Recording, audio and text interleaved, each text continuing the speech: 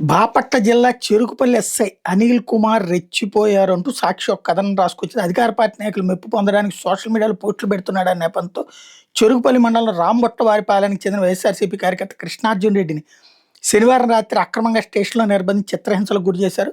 విచక్షణ రహితంగా లాఠీతో కొట్టడంతో కృష్ణార్జున్ రెడ్డి శరీరంపై గాయాలయ్యాయి. ఈ సమాచారం తెలుసుకున్నట్టు వైఎస్ఆర్సీపీ లీగల్ సెల్ నాయకులు స్టేషన్ చేరుకుని కృష్ణార్జున్ రెడ్డిని విడిపించారు. చికిత్స నిమిత్తం గుంటూరు ప్రభుత్వ ఆసుపత్రికి తరలించారు. వైఎస్ఆర్సీపీ రేపల్ల నియోజకవర్గ సమన్వయకర్త పీట నాగమోహన్ కృష్ణ మాట్లాడుతూ కృష్ణార్జున్ రెడ్డిని అక్రమంగా నిర్బంధించి దాడి చేసిన ఎస్ఐ మీద చర్యలు తీసుకోవాలని డీజీపీతో పాటు బాపట్ల జిల్లాలో అడిగారు అన్నట్టు. ఇంకోటి, దొంగల్లా మఫ్టీలో గోడ దూకి వెళ్లి కిడ్నాప్ చేసేందుకు ప్రయత్నించారు. అడ్డుకున్న అతడి తల్లిదండ్రులు పక్కింటి మహిళ మీద దాడి చేశారు. స్థానికులు పెద్ద సంఖ్యలో వచ్చి గట్టిగా నిలదీయడంతో తాము పోలీసులు అని చెప్పారు. బాధిత కుటుంబం చెప్పిన లెక్క ప్రకారం ఏబీఎన్ ఆంధ్రజ్యోతి ఎండీ రాధాకృష్ణ మహిళల్ని కించపరుస్తూ చేసిన వ్యాఖ్యలను వేమూరు టీడీపీ ఎమ్మెల్యే నక్కా ఆనందబాబు సమర్థించడం ఎంతవరకు సమంజసం అంటూ ఇటీవల వైఎస్ఆర్సీపీ సోషల్ మీడియా వేమూరు నియోజకవర్గానికి దళిత నాయకుడు బాణాల తనీష్ బాబు సోషల్ మీడియా వేదికగా ప్రకటించారు.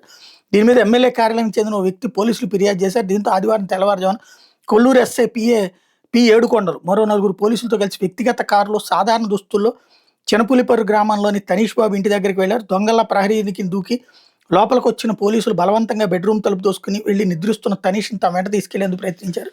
చుట్టుపక్కల వాళ్ళందరూ అలర్ట్ అయి నిలదీశారు. ఇక్కడ అసలు విషయం ఏంటంటే, సోషల్ మీడియాలో పోస్టులకు సంబంధించి నోటీస్ ఇచ్చి విచారించమని హైకోర్టు ధర్మాసనమే చెప్తుంటే ఎందుకు ఇంత అహంకారపూరితంగా ప్రవర్తిస్తున్నారు, ఎందుకు ఇంత బానిసత్వం చేస్తున్నారు?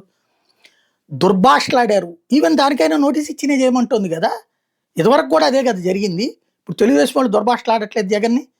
సైకో అని స్వయంగా ముఖ్యమంత్రిను మంత్రులే మాట్లాడుతున్నారే, మరి వాళ్ళని ఏం చేస్తారు ఇక్కడ?